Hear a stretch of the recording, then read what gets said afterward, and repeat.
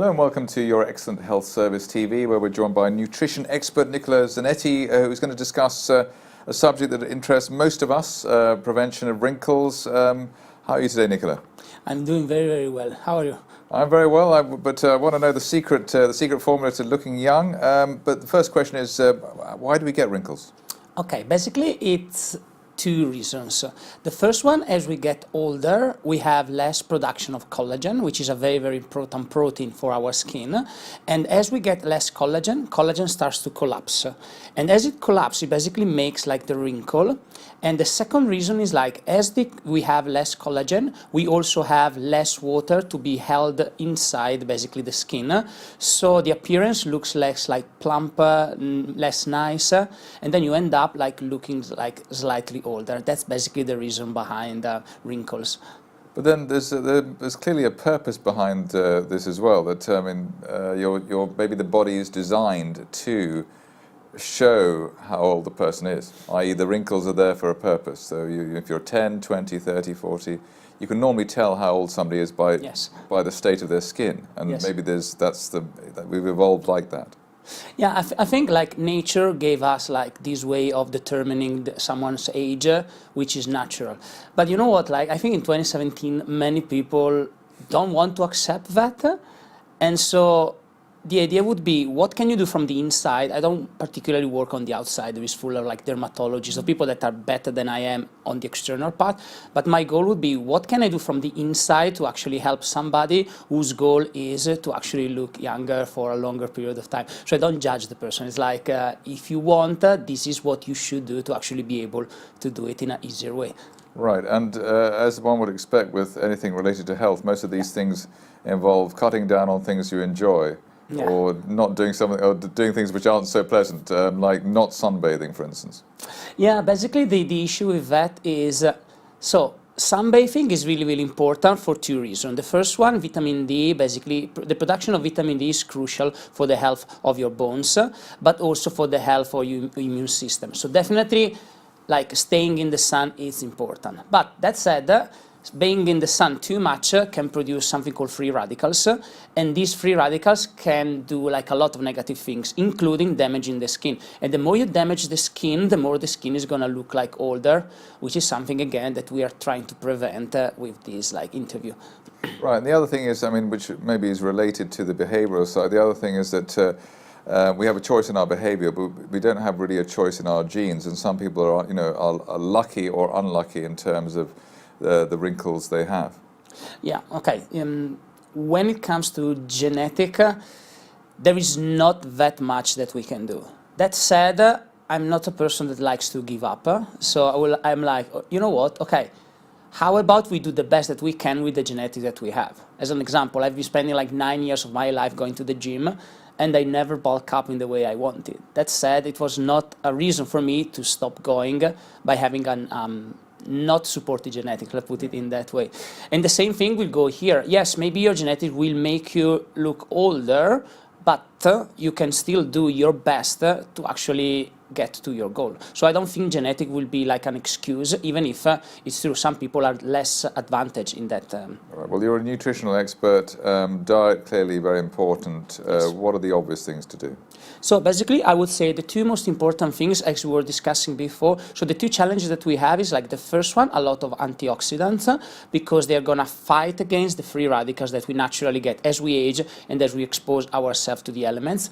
And the second one being water, because as I was telling you before, we get older, we get less capacity of actually holding water in our skin, so we need to put more water back into the picture to make everything like easier for the person. So I would say definitely a high level of antioxidant. Which form of antioxidant? Mainly are carotenoids, which you find in anything, like any fruit which is like colored, such as berries, cherries, sweet potatoes, but also like almonds, something like avocados. So all of these kind of superfoods that can actually help you a lot with that regard. So are you pushing us towards the Mediterranean diet? Yeah, well, the Mediterranean diet can help you with that. I mean, I'm Italian, so I'm a bit biased from that point of view. But definitely something like tomatoes, as an example, would be excellent as a protection from a lot of free radicals. So the Mediterranean diet could be definitely a possible solution to support you. Let's put it in that way, support. And what's the best case scenario with this? I mean, you know, you take all the right fruit and vegetables, and are you just slowing down the process, or are you reversing the process? Difficult question. Reversing is a big word. I would say that if you do everything that is right from the external and the internal, you will probably slow down the process like a lot. Reversing it, it's difficult to tell. I think there is like plenty of people who look much younger than they actually biologically are. Are they actually reversing the process? Probably not. They are just slowing it down as much as they can. Right, and the other thing is, I suppose, there's a massive business. I mean, there's a business in being a nutritional expert, but there's an even bigger business in creating potions and lotions, which will promise to remove wrinkles or hide wrinkles. I think there's one in Boots just a couple of weeks ago that I noticed. It was so compelling, I was even thinking of buying it myself. So, you know, there's a lot of marketing out there. Yes. Is there anything that you can say or you can see that you would recommend? Okay, I like products that they do have an evidence-based approach. As an example, in the case of the skin, one of the best products that I read about is hydrolysed collagen, which is, again, remember, collagen was the protein that was breaking down. So as we take hydrolysed collagen, it's really, really easy to be absorbed by the body. And it seems, now it's not really never so clear with scientific studies, but it seems that it can actually replenish your natural collagen. So it can actually reduce the chances of the collagen collapsing. And the more collagen that you have, you can actually hold more water, which was exactly what we wanted. We wanted like more collagen and more water on the skin to make it look like in a better way. So I would say if I had to pick one product, it would definitely be hydrolyzed collagen. But it sounds to me that from what you said, that the real battle here is from within rather than trying to treat or alter, put something on your face. I mean, it's actually the diet. It's what you actually consume. Yeah, I think so, because if you think about that, the skin is like the largest organ in the human body, and the skin is very, very important, like 3 layers of the skin. When you use creams, most of the time, you're like basically nurturing the first layer of the skin, which is the epidermis.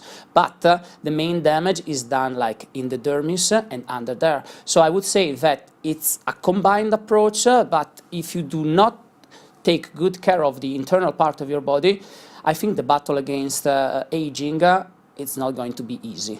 And it's ironic that maybe, I mean, the impression I get, maybe it's the attitude of wrinkles between the sexes, but men tend to get less wrinkles, but it's not so important whether they have wrinkles or not. Whereas with women, just one wrinkle, and that's the beauty has been taken away. I mean, there's an attitude in society towards women looking younger. It doesn't matter about men, but do men actually, ironically, have better skin? Well, yeah, I mean, I think it's an unfair... They have thinner skin, they have thicker skin, rather, which ages better. Well, I think it's the perception in men. I mean, when you think about like a man who start to get like older, think about like George Clooney, you still think like he is very sexy. And many Distinguished, times, I think, is the word I'd be looking for, yes. Yes. And many times, like, the same thing does not apply to women. And I think it's just a bias of our society. Like, women must look younger, while men can look older and it's still fine. I think it's just a bias of our society. And the other thing actually probably leads on from that is that what age should you be taking action against I think, on the wrinkle front? I would say if you get the chance to do the best approach possible, 25 onwards, I think that's the moment in which you need to act. Now, you can always act and make the situation better, but if you want to prevent as much as you can and slowing down the process, I would say when you start being 25, add more like vegetables to your diet, especially the colored vegetables. Ideally, you should be having like 5 portions a day of fruits and vegetables. some scientists say all the way up to 10. Now, if you do that, I think you will have a much better skin in the future. Right, and I have to ask you, do you practice what you preach? Do you take the 5 a day? Well, yeah, even more usually. I take a lot of especially I love a lot of cruciferous vegetables such as broccoli, Brussels sprouts, kale, and so on. Those are like my favorite ones. But I also often have something like the more colored ones such as peppers, sweet potatoes. So I definitely, maybe not 10 every day, but I think 7, 8 portions a day is like normal for me. Right. Well, that sounds extremely healthy, and I'm sure you're practicing what you preach. Nicola Zanetti, thank you very much for coming in today and teaching us all about wrinkles. Thank you very much, sir.